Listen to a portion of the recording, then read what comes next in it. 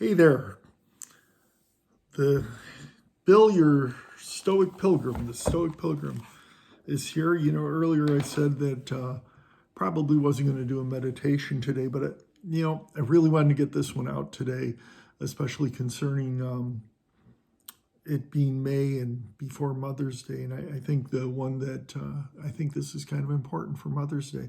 I was thinking about waiting until Mother's Day to actually say this, but it happened today, and I thought I'd like to talk about it. But also, I'd want to get this out before Mother's Day to give some of us guys out there, some of the men out there, a chance to kind of think about this. So this morning, if you saw in the pictures, I had a picture of the Madonna. It was a picture of Mary, and if you saw it live, I'm not sure if it came through in the picture, but it looked like there was a great deal of suffering on her face.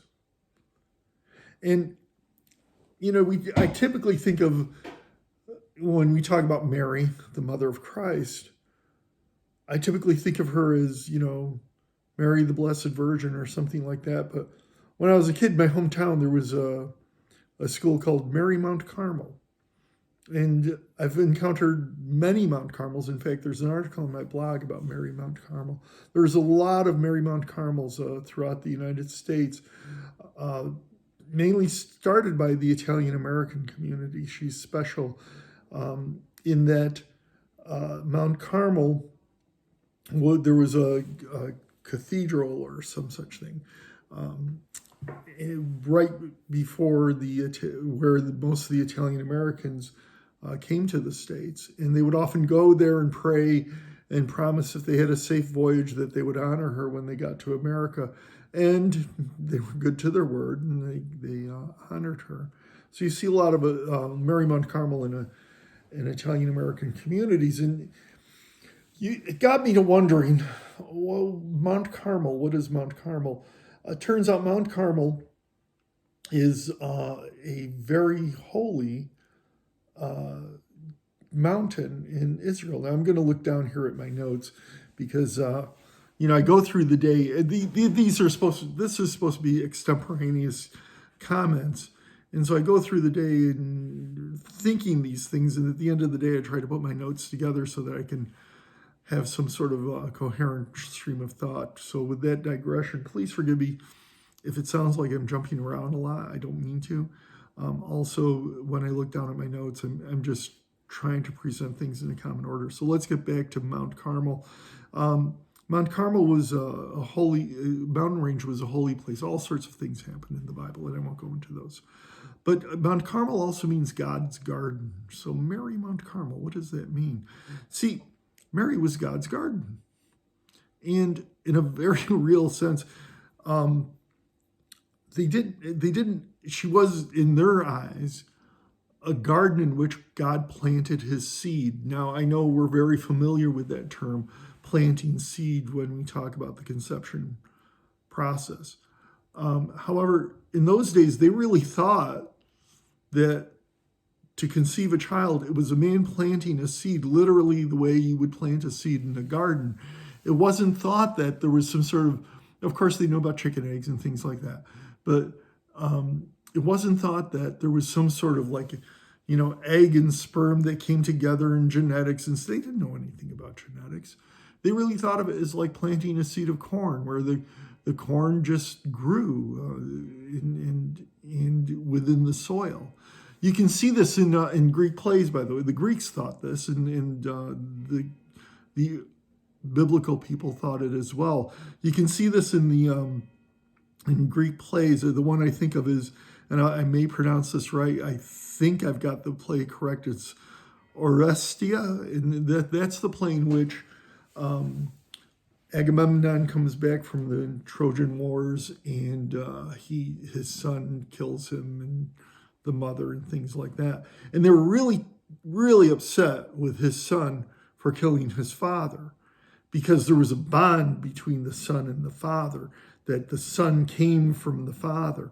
But they didn't think that about, in the play they say, you shouldn't have killed your mom, but it really wasn't that big a deal because she didn't really give you life the way your father did. Your father gave you, his seed gave you life. She just kind of like held on to it till it grew. So it isn't that bad. And that's how they thought of it, like planting a seed in a garden. And so Mary, in that sense, was God's garden. And that's kind of cool. I can't help but think that, well, that kind of screws up the idea of the virgin birth. Mary's, so there's the Immaculate Conception, and that was the conception of Mary. She was conceived in a normal process, but in such a way that she was conceived without sin. But she still had a sinful nature. She was human. But she was conceived without sin. She didn't have original sin on her soul. Jesus, however, when God impregnated Mary, his seed was planted in clean ground.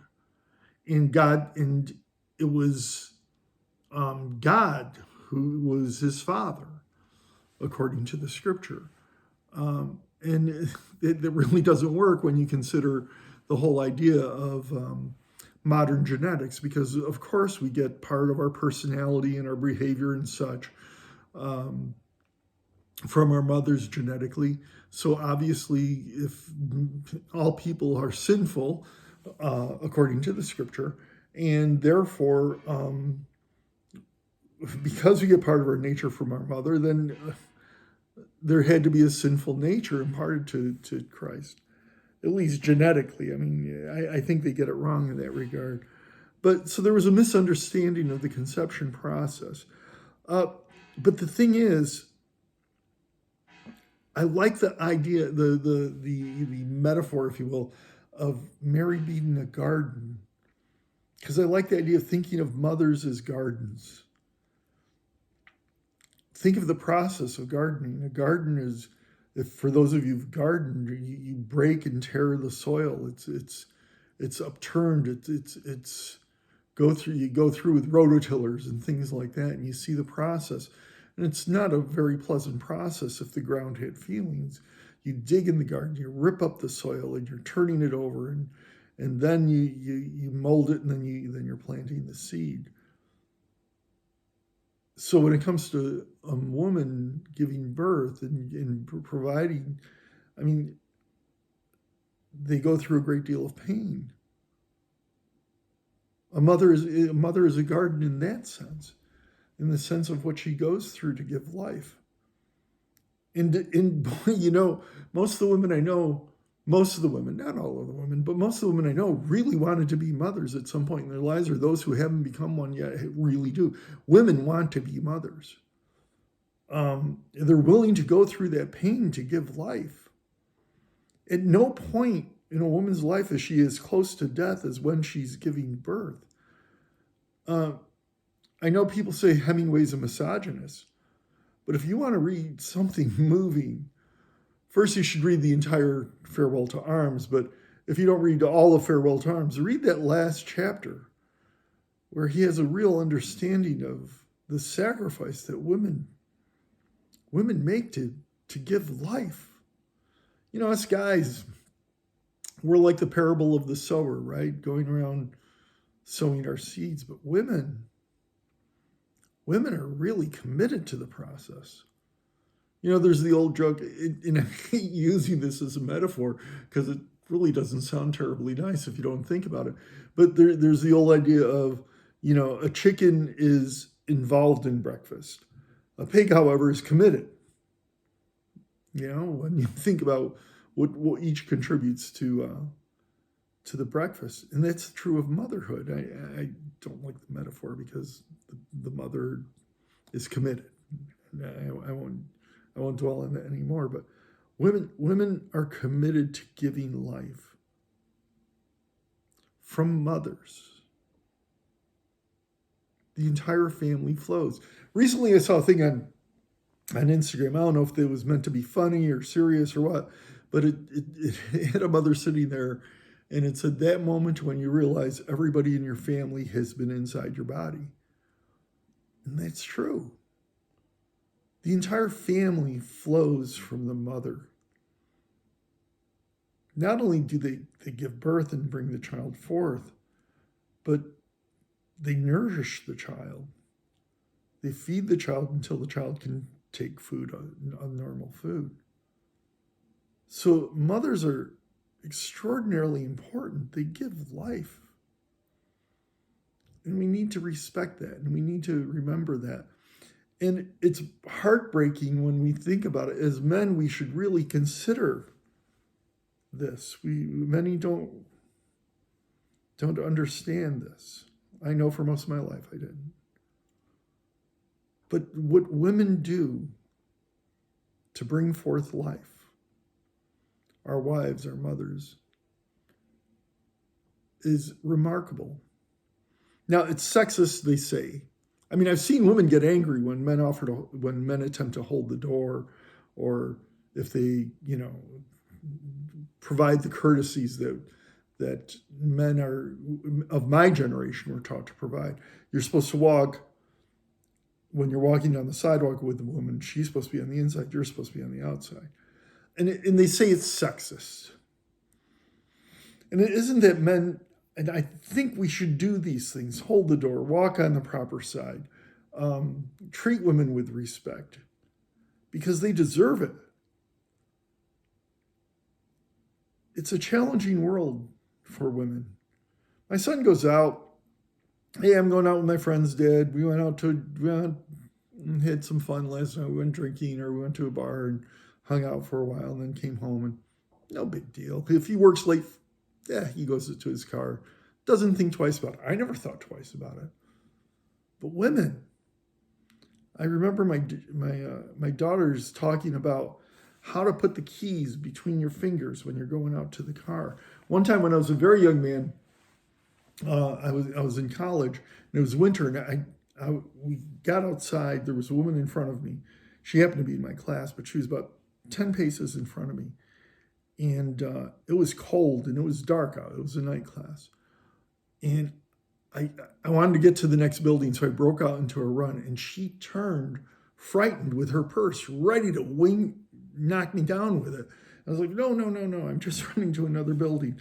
Then when we got to the other building, my wife realized that she was friends with my wife, and we all had a good laugh about it. But it wasn't funny because she has to be afraid. I'm not afraid when I go from building to building. Women are.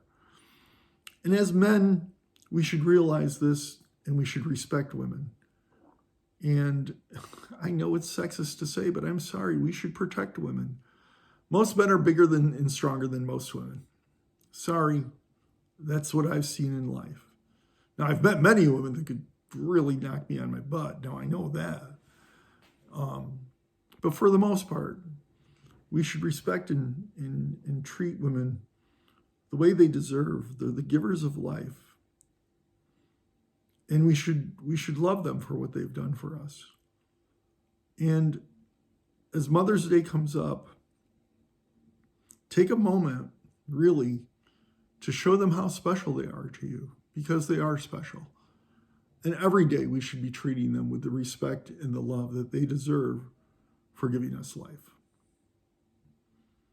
Okay, that's it. That's my meditation from the day. And all of that came from looking at a statue of Mary. And that's one of the many reasons why I love the Camino, because I have an opportunity to stop and think about some of the great conundrums of life.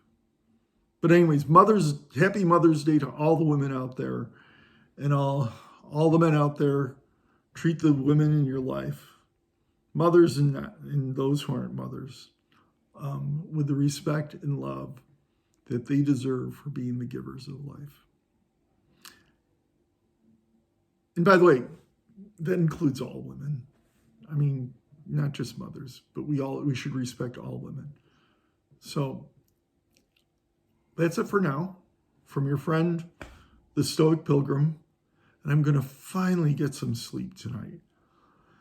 And maybe I'll talk to you tomorrow. Arrivederci, ciao tutti, and buen camino.